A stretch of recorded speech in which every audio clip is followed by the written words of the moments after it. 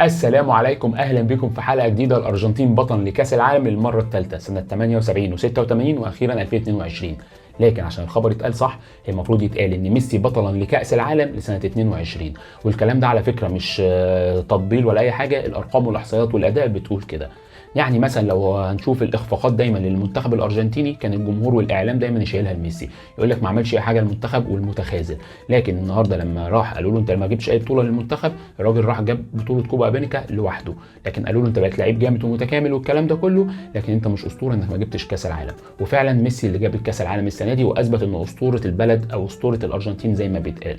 طبعا مش هندخل في نقاش مين احسن هو ولا مارادونا، لكن بالارقام هتعرفوا مين اللي احسن. لكن ليه بقى نيجي نتكلم عن ان ميسي ليه هو الناس كلها كانت متحمسه له او الناس كلها كانت متعاطفه معاه؟ ندخل كده في البطوله على طول. سيبك بقى من الارقام الفرديه والجوائز الجماعيه والفرديه اللي خدها مع برشلونه ومع منتخب الارجنتين او حتى كاس العالم للشباب مع الارجنتين، كل ده ما يفرقش معايا. في احصائيات اتعملت في كاس العالم السنه دي بتقول ان ميسي اكتر لاعب كان بيتمشى في الماتشات، يعني اكثر اللعيبه مشيا في المباريات. والرقم ده او الكلام ده معناها ان انت لو بصيت للخبر ده لعيب متخاذل ولعيب سلبي وما بيعملش اي حاجه للفرقه. لكن العكس اللي حصل تماما، ميسي في البطوله دي جايب 7 اجوان وعامل 3 اسيست. الرقم ده لواحد في السن ده في مركز مش مهاجم صريح يعتبر قوي جدا. ميسي اللعيب الوحيد اللي في تاريخ كاس العالم جاب اجوان في كل الادوار في كاس العالم، في دور المجموعات، في دور ال16، في دور الثمانيه، في سيمي فاينل والفاينل. الراجل جايب جون في السعوديه، جون واسيست في المكسيك، جون في استراليا، جون واسيست في هولندا، جون واسيست في كرواتيا، وفي الفاينل جايب جونين في فرنسا بطله العالم. فكل الارقام دي تخليك كده لازم تقعد وتفكر ميسي ازاي خد الكلام ده غير ان هو ميسي خد 5 مرات في البطوله احسن لاعب في المباراه كده. وخلي بالك ان بعد ما البطوله خلصت ميسي خد احسن لاعب في كاس العالم، ودي تاني مره تحصل، واعتقد دي المره الوحيده في التاريخ ان في لاعب ياخد مرتين احسن لاعب في كاس العالم. لكن ليه بنقول الكلام ده لميسي؟ ان هو زي ما بقول لكم هو كان شايل حمل البلد على كتفه او حلم الجماهير على كتفه. يعني اللي هو كل حاجه ميسي يا متخاذل متخاذل متخاذل، ما بيعملش حاجه. وللاسف او اللي حصل ان هو رد في الملعب. هو الراجل رد في الملعب، مش حتى اللي هو الكابتن التاريخي او الكابتن اللي هو الشرفي لمنتخب الارجنتين كده خلوه يمسك كاس العالم او ينزلوه اخر 10 دقايق ولا ربع ساعه. لا، الراجل لعب المباريات كامله.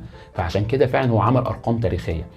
حتى في اللقطات، ميسي لو فكرت في اللقطات هتفتكر له لقطات كتير جدا في البطوله دي، من اول البليهي وهو بيتريق عليه لاعب السعوديه لحد لقطاته وهو بيرفع كاس العالم. هتقارنه مثلا بلعيبه، يعني واحد زي مارادونا، نرجع برضه عشان الراجل من الارجنتين، اسطوره ما حدش يتكلم عليه، وانا شايفه احسن او من احسن اللعيبه اللي في تاريخ كره القدم. لكن لو انت تتكلم مع حد في الشارع تقول له مارادونا، هيفتكر له ايه؟ لقطه الجون اللي بايده والجون الماراثوني او المارادوني اللي قاعد يرقص فيه الفرقه كلها وحطها جون. حاجات التاريخ ما بينساش، هي دي اللقطات. نفس القصه عند باجيو، روبرتو باجيو، راجل الايطالي اللي الراجل كان موهبه، وانا شايفه مش واخد حقه اعلاميا بس عشان في اجيال كتير ما عاصرتوش وشافته. لكن يوم ما تقول روبرتو باجيو تفتكر ضربه الجزاء اللي ضيعها في كاس العالم 94. نفس القصه مع رونالدو الظاهره مهاجم البرازيل، لعيب عمل كل حاجه حلوه في كاس العالم 98. لكن لو هتفتكر له تفتكر له لقطات دايما اللي هي كاس العالم 2002 في كوريا واليابان. لكن ميسي انت هتفتكر له كذا كذا لقطه في كذا ماتش. يعني ميسي من اول ماتش السعوديه لما الناس اتريقت عليه لحد ما وصل للنهائي، كل ماتش فيه لقطه، مره بيعيط، مره بيفرح، مره اللعيبه بتجري وراه، مره الجمهور متحمس معاه، مره الناس تدعمه، مره الناس يقول لك ده محظوظ. كل ماتش ليه لقطه. يعني انت لو شفت لقطه صوره لميسي كده في التلفزيون هتفتكر على طول ده كان ماتش ايه. فعشان كده ده اللي انا عايز اقوله، ميسي السنه دي عمل كل حاجه في البطوله، عمل كل حاجه ممكن ان انت تتخيلها كجمهور او كمشجع. مفيش اي حاجه وليد الصدفه، مفيش اي حاجه مجامله، مفيش اي حاجه. بقول لكم احسن لاعب في كاس العالم سنتين 2014 و2022، يعني بعد 8 سنين قدر يجيبها تاني، واخد 5 مرات افضل لاعب في المباراه. والحاجات دي ما بقاش فيها مجاملات، خلي بالكم. فاللي انا عايز اقوله لكم ان ميسي فعلا اسطوره، وقفل قصه مين الاسطوره، صلاح اسف رونالدو ولا ميسي. لكن اللي انا عايز اقوله ان رونالدو عظيم، بس ميسي اثبت بكاس العالم ان هو الاعظم. ميسي لو كان اعتزل وعنده 25 سنه، وخلي بالكم من الكلام ده 25 سنه، يعني امبابي السنه الجايه يبقى عنده 25 سنه.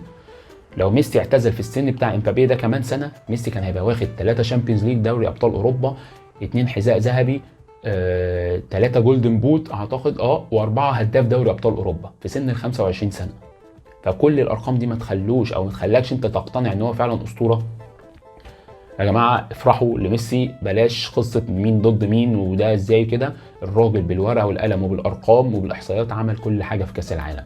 انا فرحان جدا لميسي ان انا فعلا ده اللعيب اللي انا عاصرته من وانا صغير، شفته هو بيطلع، مش انا صغير، هو صغير، هو بيطلع في وسط جيل برشلونه وابتدوا يدعموه لحد ما وصل للمرحله دي ان هو رفع كاس العالم.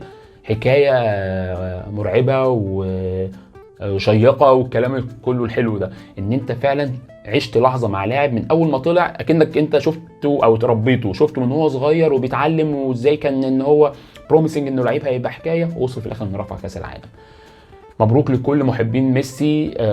مش عايز اطول اكتر من كده، هو بس انا كنت عايز اتكلم في قصه الارقام والاحصائيات وازاي الناس قالت انه متخاذل وازاي رد عليهم، ازاي انه كان بيتمشى في كاس العالم وجايب 7 اجوان وعامل 3 اسيست، ازاي الناس قارنته بمارادونا واللعيبه الاساطير دي كلها. انا فرحان تاني فرحان تاني للارجنتين، وفرحان اكتر لميسي ان هو فعلا كان يستاهل البطوله دي. وقبل ما انهي بقى عايز اشكر شكر خاص غير للجماهير اللي كانت موجوده في قطر، عايز اشكر دوله قطر، ودي اللي هعمل لها حلقه لوحدها او هكتب لها بوست كبير جدا، ان هي فعلا اثبتت للعالم كله ان احنا ممكن نقدر نعمل اي حاجه من غير ما حد يتدخل معانا ولا يساعدنا. شكرا تاني قطر، شكرا للارجنتين، شكرا ميسي، واشوفكم في حلقه جديده. سلام عليكم.